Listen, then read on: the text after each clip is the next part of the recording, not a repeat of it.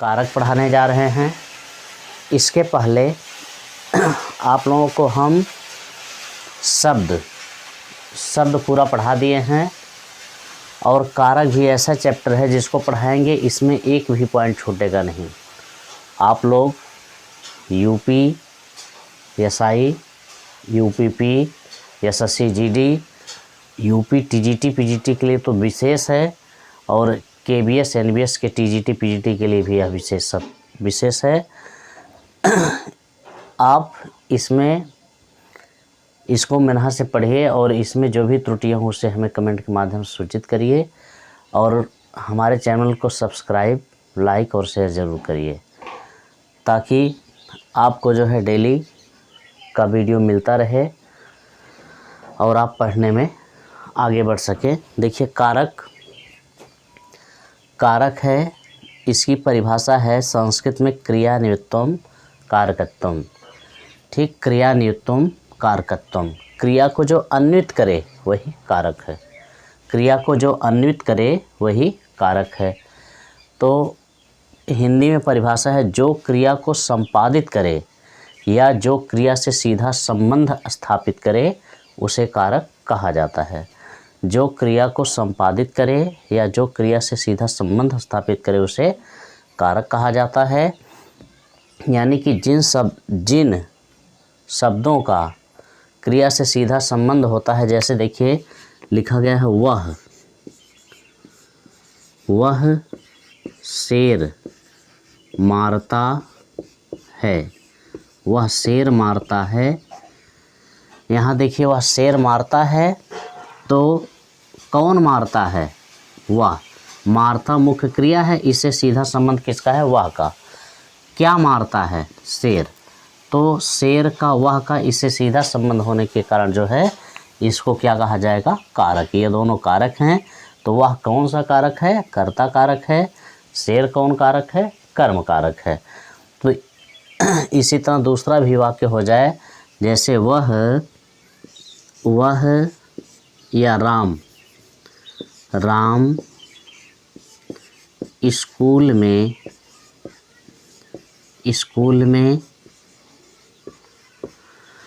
कलम से पत्र लिखता है। राम स्कूल में कलम से पत्र लिखता है। तो कौन लिखता है? राम। लिखता के साथ हर प्रश्न जोड़ेंगे तो जो उत्तर में आएगा उन सबको कारक कहा जाएगा। कौन लिखता है? राम। तो राम क्या है? कर्ता कारक। क्या लिखता है? पत्र। पत्र भी कर्म कारक। किससे लिखता है? कलम से। कलम करण कारक। कहाँ लिखता है? स्कूल में। स्कूल अधिकरण कारक। तो इस तरह कारक उन्हें कहा जाता है जिनका क्रिया से सीधा संबंध होता है। जिनका क्रिया से सीधा संबंध होता है उन्हें कारक कहा जाता है।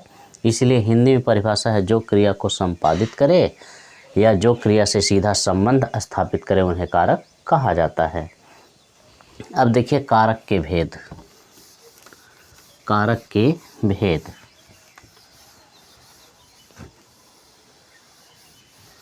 कारक के भेद।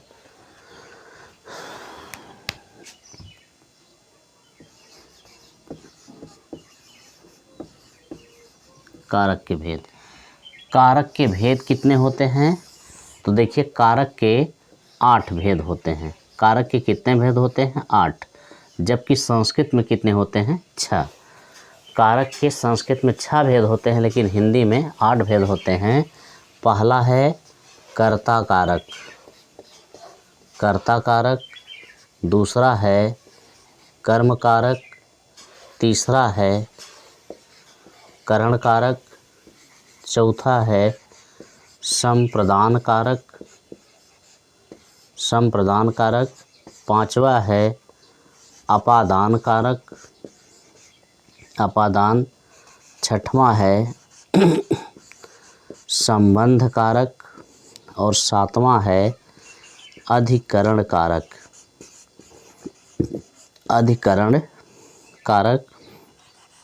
आठवां है संबोधन कारक।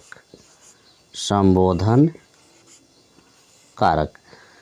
इसमें जो है संबंध और संबोधन, हिंदी में इनको भी कारक माना जाता है, जबकि संस्कृत में संबंध और संबोधन को कारक नहीं माना जाता है। तो कुल कारक के कितने भेद हैं? 8 भेद हैं। कर्ता कारक, कर्म कारक, करण कारक, संप्रदान कारक, अपादान कारक, संबंध, अधिकरण और संबोधन, ये 8 कारक हैं। कर्ता कारक का चिन्ह क्या है? तो इसका चिन्ह है ने, इसका चिन्ह है ने और ये शून्य लिखा गया है। और कर्म कारक का चिन्ह है को और फिर शून्य। करण कारक का चिन्ह है से, के द्वारा या फिर द्वारा, फिर के साथ,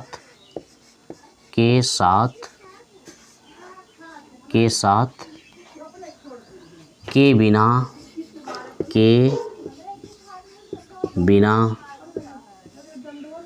बिना, ये सभी जो है के बिना। इसके अलावा समय पूछना,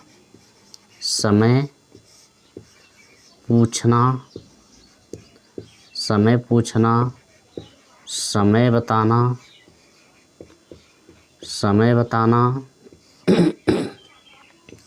अंग भंग, इतने में करण कारक होता है। संप्रदान कारक कहाँ होता है? तो संप्रदान कारक का परसर्ग है के लिए,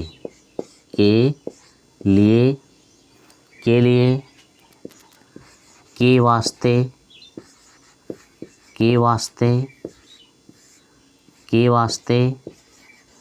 के हेतु, के लिए, के वास्ते, के हेतु या को। यहाँ पर जो है संप्रदान कारक होता है। तो को कर्म का भी परसर्ग है और को संप्रदान का भी परसर्ग है। अपादान में होता है से करण का भी परसर्ग है, से जो है अपादान का भी परसर्ग है से। और यह किस अर्थ में होता है? अलगाव के अर्थ में। इसके अलावा निकलने, और कहाँ कहाँ पर अपादान होता है? तो निकलने, दूरी, लजाने,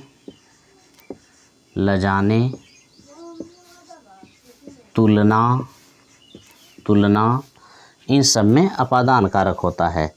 संबंध में होता है का, के, की, रा,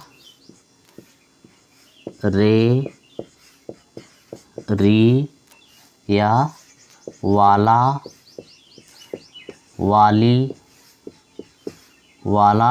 वाली, और इसमें भी है को। तो को देखिए 3 जगह है। संप्रदान में भी को है, और कर्म में भी को है, और संबंध में भी को है। अधिकरण में होता है में, पर, और संबोधन में है अरे, हे, अरे आदि। तो यहाँ पर देखिए जो कारक के चिन्ह होते हैं, इन्हें जो है परसर्ग कहा जाता है। कारक के चिन्ह को क्या कहा जाता है? परसर्ग या विभक्ति चिन्ह, इन्हें विभक्ति चिन्ह या परसर्ग कहा जाता है। कारक के चिन्हों को क्या कहा जाता है? परसर्ग या विभक्ति चिन्ह कहा जाता है। जैसे कर्ता कारक का चिन्ह क्या है? ने या कुछ भी नहीं। कर्म कारक का को, कुछ भी नहीं। करण कारक का से, के द्वारा, के साथ, के बिना, समय पूछना, समय बताना, अंग भंग सब में करण कारक होता है। संप्रदान में के लिए, के वास्ते, के हेतु। को में जो है संप्रदान कारक होता है। अपादान में से, अलगाव के अर्थ में निकलने, दूरी, ले जाने, और तुलना के अर्थ में क्या होता है? अपादान कारक होता है।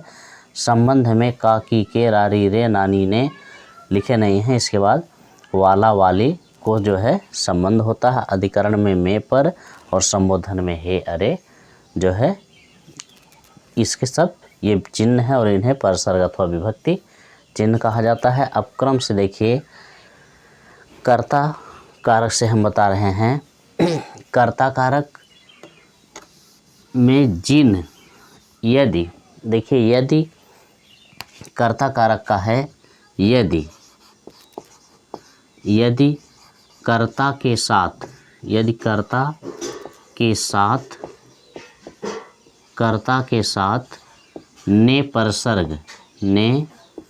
परसर्ग या विभक्ति चिन्ह न जुड़ा हो, यदि कर्ता के साथ ने परसर्ग या विभक्ति चिन्ह, पूरा मिटा दें तभी आप लोग बताएं।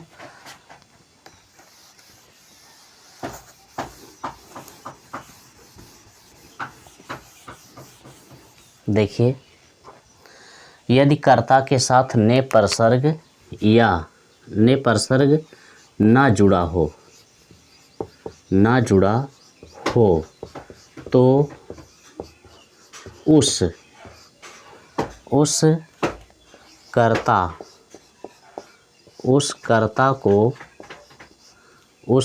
को यदि कर्ता के साथ ने परसर्ग ना जुड़ा हो तो उस कर्ता को अप्रत्यय या प्रधान कर्ता कहा जाता है। और दूसरा है, देखिए, यदि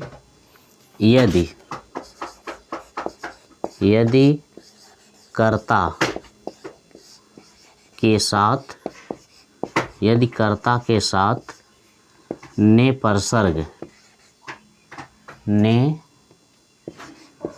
परसर्ग या विभक्ति चिन्ह जुड़ा हो तो उस कर्ता को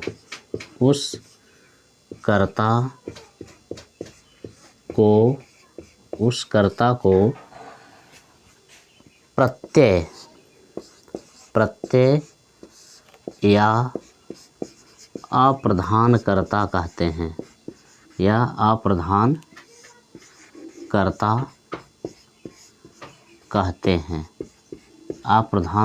कहते हैं। देखिए, कर्ता कारक में यदि कर्ता का चिन्ह ने भी है और कभी कभी ने परसर्ग नहीं लगा रहता है। यदि कर्ता के साथ ने परसर्ग न जुड़ा हो, ने परसर्ग उसमें न लगा हो तो उस कर्ता को अप्रत्यय या प्रधान कर्ता कहा जाता है।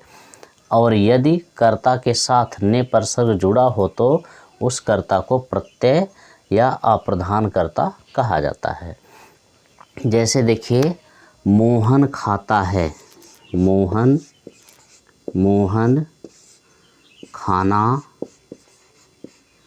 खाता है, मोहन खाना खाता है, या मोहन रोटी खाता है, मोहन रोटी खाता है। अब यहाँ देखिए, इसकी विशेषता जो ये पहला वाला लिखे हैं, ठीक, इसकी विशेषता है हमेशा क्रिया जो यहाँ पर अप्रत्यय कर्ता होता है, अप्रत्यय कर्ता में हमेशा क्रिया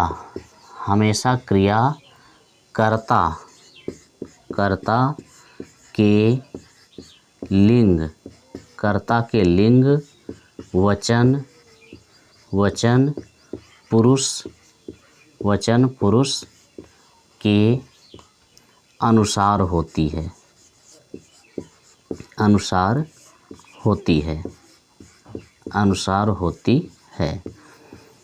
अब यहाँ पर देखिए आप, मोहन खाना खाता है, मोहन खाना खाता है, और दूसरा है मोहन रोटी खाता है। तो खाना में तो पुल्लिंग है और क्रिया भी जो है पुल्लिंग है और मोहन भी पुल्लिंग है। यहाँ क्रिया जो है मोहन, मोहन क्या है, करता है, मोहन करता है, लेकिन इसके साथ ने प्रसर्ग नहीं जुड़ा है। दोनों वाक्य में ने प्रसर्ग नहीं जुड़ा है, इसलिए मोहन जो करता है या कौन सा कर्ता हो गया, अप्रत्ययकर्ता। और अप्रत्ययकर्ता में क्रिया अपने कर्ता के लिंग, वचन और पुरुष के अनुसार होती है। तो देखिए खाता का लिंग क्या है, पुल्लिंग है, और मोहन का भी लिंग क्या है, पुल्लिंग है। या दूसरा वाक्य देखिए, मोहन रोटी खाता है।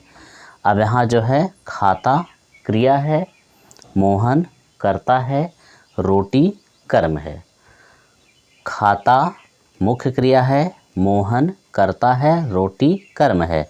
यहाँ रोटी का लिंग देखिए क्या है, तो रोटी का लिंग स्त्रीलिंग है, जबकि मोहन का लिंग पुल्लिंग है, और क्रिया का लिंग क्या है, पुल्लिंग है। क्रिया एक वचन में है, यानी कि मोहन करता है, मोहन क्या है, करता है, यह करता है। इसमें कै वचन है, तो एक वचन है, एक वचन है। उसी तरह रोटी में भी जो है, रोटी मुख्य क्रिया है, रोटी मुख्य क्रिया है, मुख्य क्रिया है, और इसमें पुल्लिंग है। इसमें लिंग कौन है, पुल्लिंग है। तो क्रिया का भी, क्रिया में भी एक वचन है, और क्रिया का भी लिंग क्या है, पुल्लिंग है। क्रिया का भी लिंग क्या है, पुल्लिंग है, और जो कर्ता का पुरुष है वही क्रिया का भी पुरुष है। तो यानी कि जब हम कर्ता के साथ ने प्रसर्ग न जोड़ेंगे, यानी कि ने प्रसर्ग नहीं जोड़ा जाएगा, तो उस कर्ता को अप्रत्ययकर्ता कहा जाता है। जब कर्ता के साथ ने विभक्ति नहीं जुड़ा होता है, उस कर्ता को अप्रत्ययकर्ता कहा जाता है। और अप्रत्ययकर्ता की विशेषता है कि उसकी क्रिया हमेशा कर्ता के लिंग, वचन, पुरुष के अनुसार चलती है। तो यहाँ देखिए मोहन अप्रत्ययकर्ता है, यह एक वचन है, पुल्लिंग है, तो क्रिया भी देखिए एक वचन और पुल्लिंग है, तो इसलिए यहाँ पर अप्रत्ययकर्ता। और प्रत्ययकर्ता वाला देखिए, यदि कर्ता के साथ ने प्रसर्ग जुड़ा हो तो उस कर्ता को हम प्रत्यय कहते हैं, और वहाँ पर कर्ता क्या होता है, अप्रधान। जैसे देखिए लिख दिया जाए, राम ने रोटी, राम ने रोटी खाई, राम ने रोटी खाई। अब यहाँ देखिए, यहाँ भी राम करता है, राम करता है, और कौन सा करता है, प्रत्यय करता है, क्योंकि यहाँ पर ने प्रसर्ग लगा हुआ है। और यहाँ देखिए इसका लिंग क्या है, पुल्लिंग है। कै वचन है, एक वचन है, एक वचन है, ठीक, एक वचन है, एक वचन है। और यहाँ देखिए क्रिया, ये मुख्य क्रिया है, मुख्य क्रिया, इसका लिंग क्या है, स्त्रीलिंग है, इसका लिंग क्या है, स्त्रीलिंग है।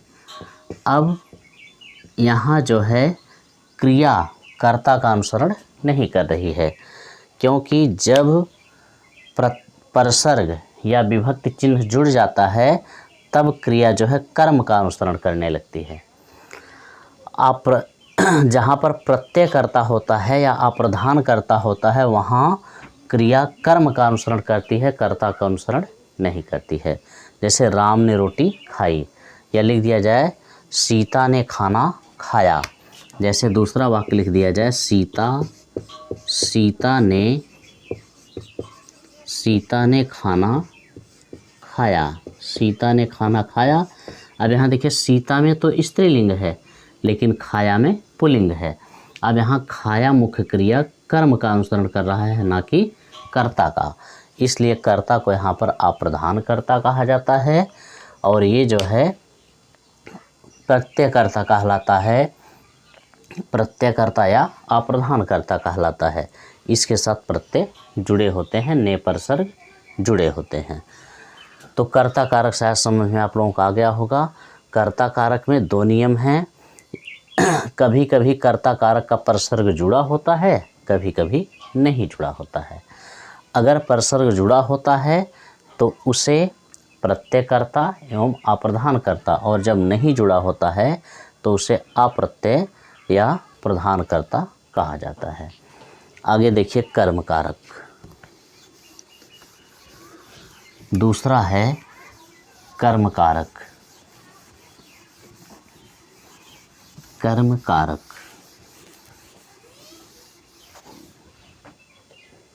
दूसरा कर्म कारक है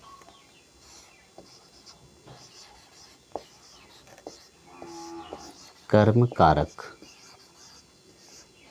कर्म कारक इसका चिन्ह क्या है? को और जीरो। यानी कभी कभी कर्म कारक का भी चिन्ह कर्म के साथ जुड़ा होता है और कभी नहीं जुड़ा होता है। जब जुड़ा होता है तब उसे प्रत्यय कर्म, जब जुड़ा होता है तब प्रत्यय कर्म कहा जाता है, और जब नहीं जुड़ा होता है तब अप्रत्यय कर्म, अप्रत्यय कर्म होता है।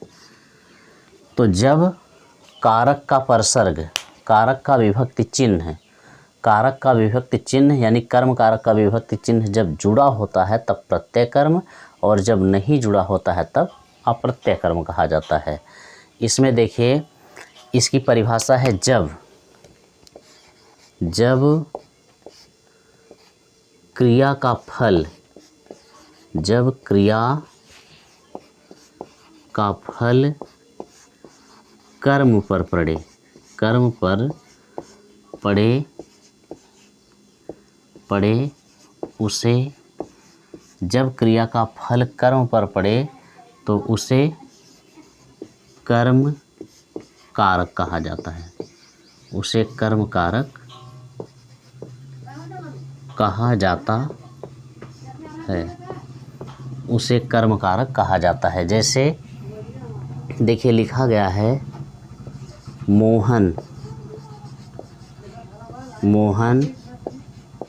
सोहन को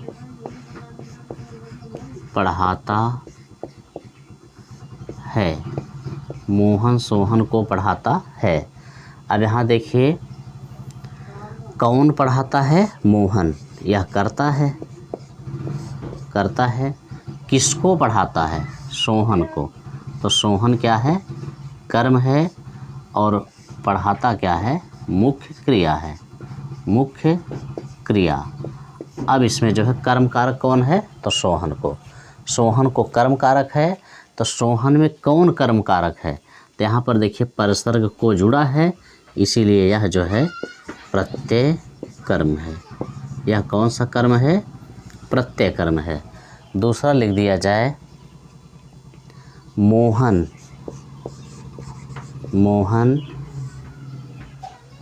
आम खाता है, मोहन आम खाता है, मोहन आम खाता है।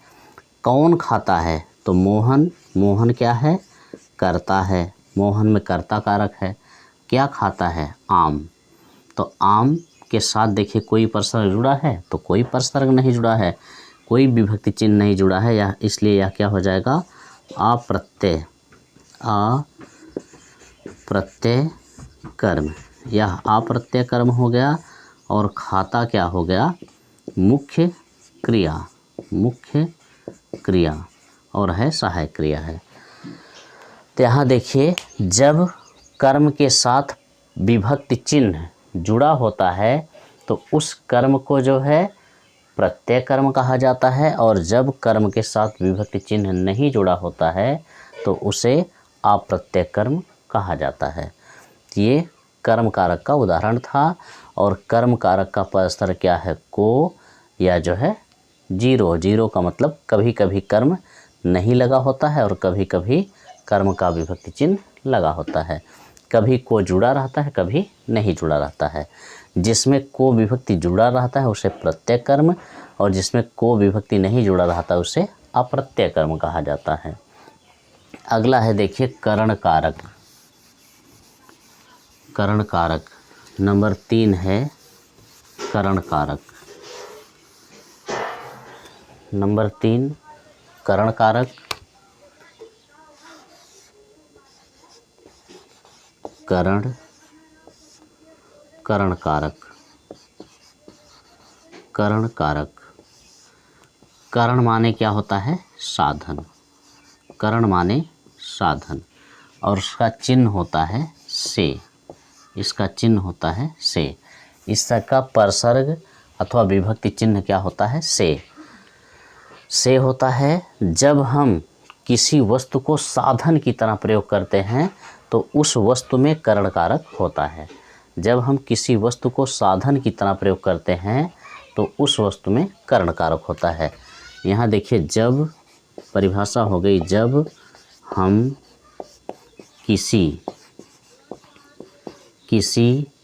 वस्तु को, जब हम किसी वस्तु को साधन की तरह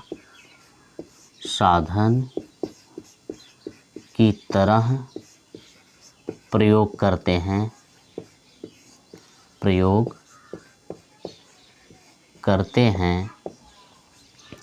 हैं तो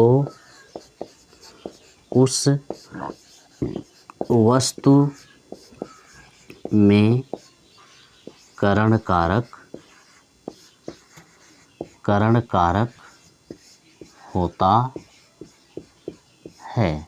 करण कारक होता है। जैसे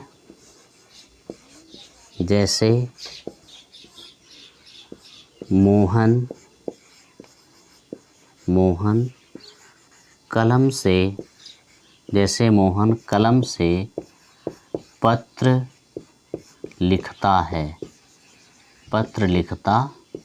है। जैसे मोहन कलम से पत्र लिखता है। अब लिखता यहाँ पर मुख्य क्रिया है। लिखता जो है मुख्य क्रिया है। कौन लिखता है? मोहन। मोहन हो गया कर्ता कारक। मोहन कर्ता कारक हो गया। कर्ता कारक। क्या लिखता है? पत्र। पत्र कर्म कारक हो गया। कर्म कारक। किससे लिखता है? तो कलम से। किससे लिखता है? कलम से। तो इसमें हो गया करण कारक। लिखने का साधन कौन है? कलम। लिखने का साधन कौन है? कलम। इसीलिए कलम में करण कारक हो गया। मोहन कलम से पत्र लिखता है तो लिखता मुख्य क्रिया है, तो कौन लिखता है?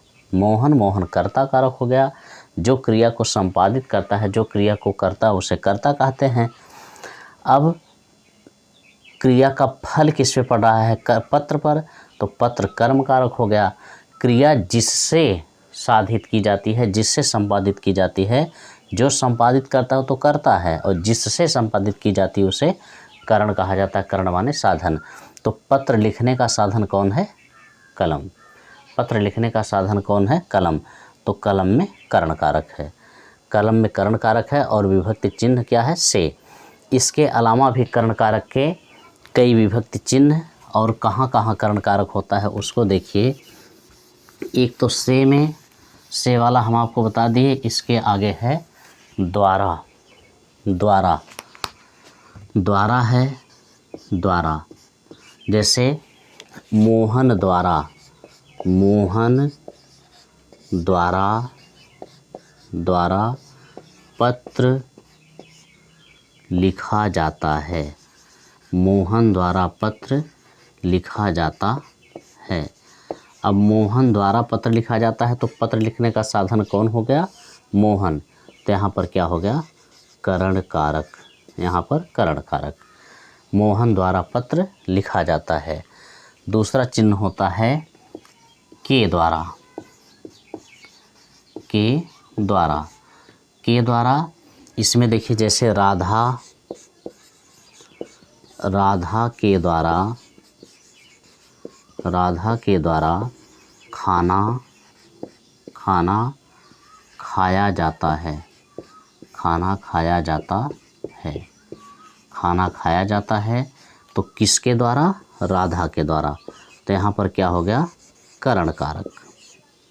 करण कारक। तो जिसके साथ से, द्वारा, के द्वारा जुड़ा होता है करण कारक। आगे है के साथ। के साथ। के साथ। फिर के बिना। के बिना। के बिना। यहाँ पर देखिए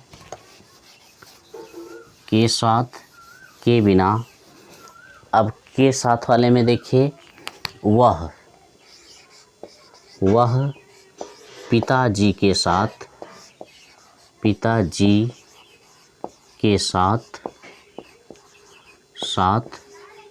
बाजार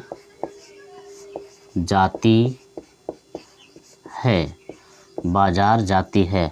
तो कौन बाजार जाती है? वह। तो ये तो कर्ता कारक हो गया।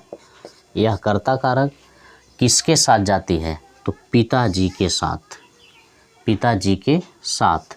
तो पिताजी में क्या हो गया? करण कारक। बाजार जाने के साधन कौन बन गए हैं? पिताजी। बाजार जाने के साधन कौन बन गए हैं? पिताजी। तो पिताजी में करण कारक। इसके अलावा के बिना मैं भोजन के बिना, या हम लिख दिया जाए हम भोजन के बिना जीवित नहीं रहेंगे। तो यहाँ देखिए जीवित रहने का साधन क्या बन गया है? भोजन के बिना। तो भोजन में कौन सा कारक है? करण कारक है। भोजन में कौन सा कारक है? करण कारक है। इसके आगे है समय पूछना और समय बताना में भी करण कारक होता है। समय पूछना और समय बताना में भी करण कारक होता है। तो समय पूछना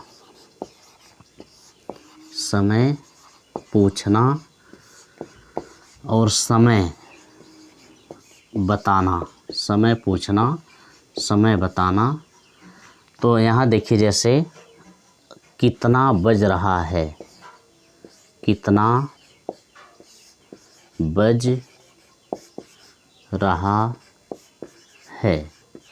या क्या समय हो रहा है,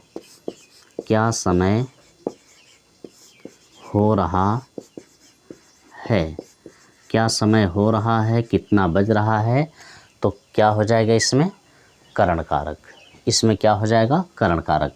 और समय बताना में 3 बज रहा है, 3 बज रहा है। जहाँ समय बताया जाए 3 बज रहा है, 5 बज रहा है, 2:10 हो रहा है, तो वहाँ पर क्या हो जाता है? करण कारक। और कहाँ करण कारक होता है? जहाँ अंग भंग हो, अंग भंग वहाँ पर भी क्या होता है? करण कारक। जैसे वह कान से बहिर है, वह पैर से लंगड़ा है, पैर से लंगड़ा है। तो इसमें क्या हो जाता है? करण कारक। तो करण कारक तक आज आपको पढ़ा दिए। अब संप्रदान, अपादान, संबंध, अधिकरण, संबोधन कल पढ़ाएंगे। कारक हम पूरा व्यवस्थित पढ़ा रहे हैं और ये आपके एग्जाम की दृष्टि से बहुत महत्वपूर्ण होगा। इसमें से कोई भी प्रश्न छूटेगा नहीं। धन्यवाद।